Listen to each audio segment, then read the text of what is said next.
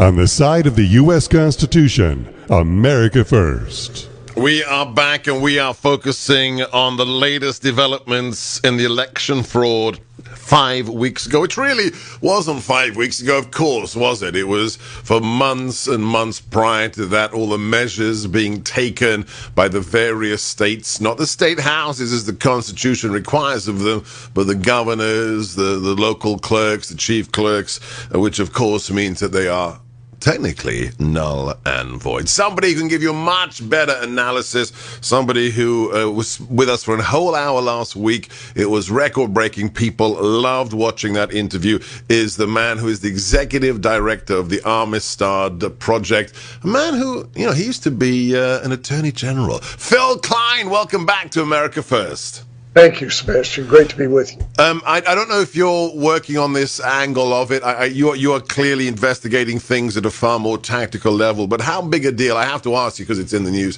how big a deal is this case that Texas is bringing against the other states for their complete blatant disregard for the equal treatment clause and everything else? I was at the White House yesterday. I had somebody come up to me, a lovely guy, former Marine, who said, hey, why doesn't one of the states sue the others for what they're doing? And I thought, interesting. I'm not a lawyer. I thought, that's very interesting. And then I wake up this morning. Tell us, is this a big deal? Absolutely it is. And it's the perfect posture for the case to get to the United States Supreme Court, because those disputes between states have original jurisdiction in the United States Supreme Court. Moreover, it was filed at a time such that it can get there quickly, and it included all the evidence we've developed through all of the investigation. So what you see laid out in that case is much of the evidence that's been developed that we've provided and some of the other groups have found, and it's a very important case that can make a big difference. Yeah. Now, let me do a kind of a fact check or a sanity check with you, because you are the person right there who knows about all this, especially because of your former experience at the state level. My understanding is the following. In cases of this nature, you don't even necessarily have to prove that a fraudulent act occurred, because the actions taken by the states in and of themselves were unconstitutional merely by not following the Constitution, by a governor or a Secretary of State saying, well, we're going to just count ballots that arrive after the deadline, or we're not going to check signatures. You don't even have to prove whether or not the signatures were or were not checked. The mere act that they went in violation of the Constitution is in of itself the crime or the thing around which, the artifact around which the case is built.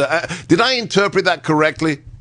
Yeah, there's a lot about that is absolutely correct. And one of the things that gets the Supreme Court's attention greater than anything else is a lawlessness that has a different impact on U.S. citizens. So, in other words, by these lawless acts, they managed an election in such a manner that certain persons, their votes counted at a greater degree than others in America, and it harmed Texans in their vote count to have an impact on the United States presidential election. So you have an equal protection argument underlying it all, and that is what the Supreme Court, their eyes light up regarding that. And is there, I don't want to prejudice anything that you're doing, is this an angle that's easier to make, or is it all the forensic things that you're doing? I mean, are these things weighted, or are these just things we just do at the same time concurrently? Well, we do it concurrently, but this type of suit is best positioned to move swiftly and best positioned to bring to the Supreme Court the national focus. These 5 states in their urban areas all managed the election this way, and it was lawless in the manner in which they managed it. It defied the state legislative guidance, and it resulted in all of this, what I call the blood in the street evidence, all of the fraudulent ballots, all of the information that's a part of each one of our state suits. But this gives the national look, and it's much easier to understand from that perspective. We're talking to Phil Klein. Follow him right now. Phil with 2 L's, D Klein. Phil D Klein on Twitter. Executive Director of the incredible team at the Amistad Project. Also affiliated, he teaches at Liberty University. And most important for the purposes of our interview and for the incredible work he is doing, former Attorney General of the state of Kansas. I'm Sebastian Gorka. This is America First on the Salem Radio Network.